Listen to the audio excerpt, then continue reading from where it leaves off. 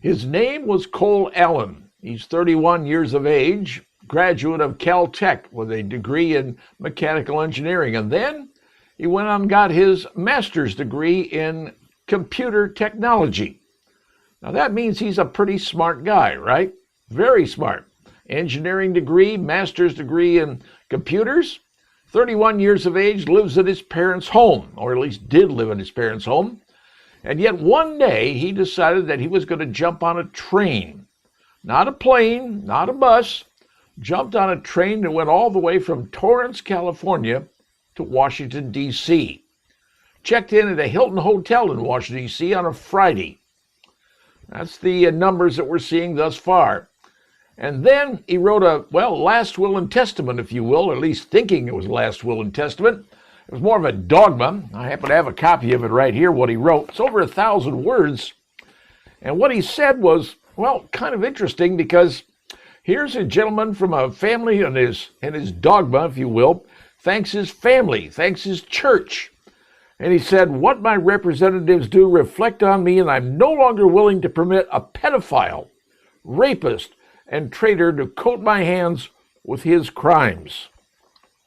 Now, here's a question I have. Where did he get that information? Where did he become filled with information that the so-called individual that he was going after was a pedophile, a rapist, a traitor? And all of those things, where did he learn that? From his family? Well, according to his family, they were concerned what was going on. They even contacted authorities a number of times saying there's a problem with him. Something's going on. And when the terrible shooting happened at the correspondence dinner that we all know about, first people that were contacted the media was one of his relatives up in the East Coast saying, I know who did this. It's my brother. This is what we learned. This is what we're finding out. Why did Cole Allen turn into, a vengeful monster? And where did his head get filled with the fact, a traitor? A traitor to what? Pedophile? Really? A rapist? Criminal? All those things do not come from nowhere. Did he get it on the dark web? I don't believe so. Because, I, like anybody else, could probably be filled with those same type of thoughts if I believed everything I saw every day in the media. That's right, the mainstream media is now spouting and has spouted this stuff for as long as I can remember. When I was a kid growing up, you didn't hear that on TV. I lived in the era of Walter Cronkite, Huntley Brinkley, and that particular genre of newsman. And frankly, that wasn't the methodology that was done. You went to someone's house, you didn't talk about things like that. You didn't discuss things like that. It just was something you didn't do.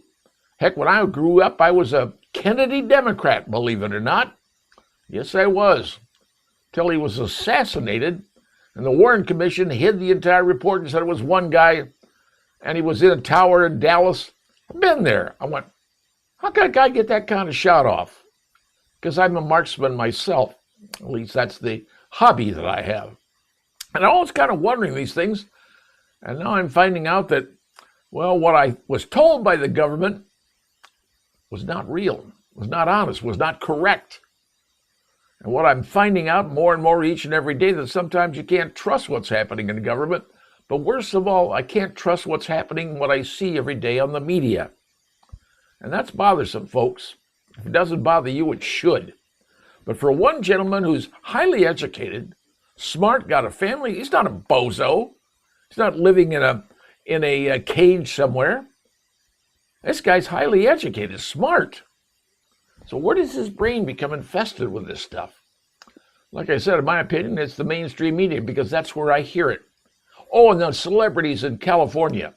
So when you watch TV, this celebrity said this celebrity said that.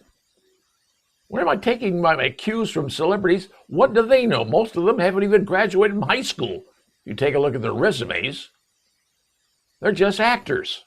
That's what they do. And since when is their opinion worthy of being on network television?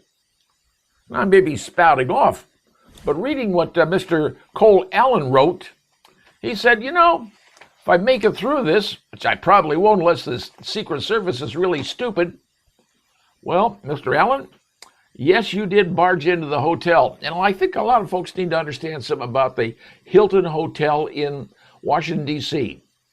They are the only facility in the entire city of Washington, D.C. that has a ballroom capable of holding 2,500 people. And even then, those 2,500 people were jammed in like rats in a cage. I'm surprised the fire marshal allowed that in that facility, but that's the biggest room that exists in D.C. You see, we don't have a big giant ballroom set up someplace. Yes, I know Trump wants to build one. They're trying to put one together to be safe and secure, and I get that. But in D.C., that's the only place available, but it happens to be at a hotel.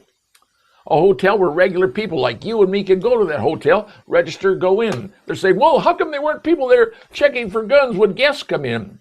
They're guests. That's exactly what they are. They do have certain freedoms in this country.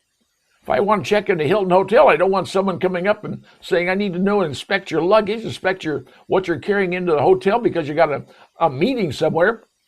To find out, I want you to go through a metal detector and x-ray all your stuff. You do that at every hotel? Is that what you're asking for? No, it's a hotel. Secret Service have enough time trying to put up a perimeter in the basement area. This guy had a plan, and he researched it pretty well, but he traveled across country to do it. What would go into the mind of a person to make him want to do that? Where does he learn the hate? Where does he learn the disrespect? Where does he learn the disgust? Did he learn that on his campus? Possibly. You send your kids to college nowadays, you send them and one day they're going to come back the other, they're going to be speaking Marxism.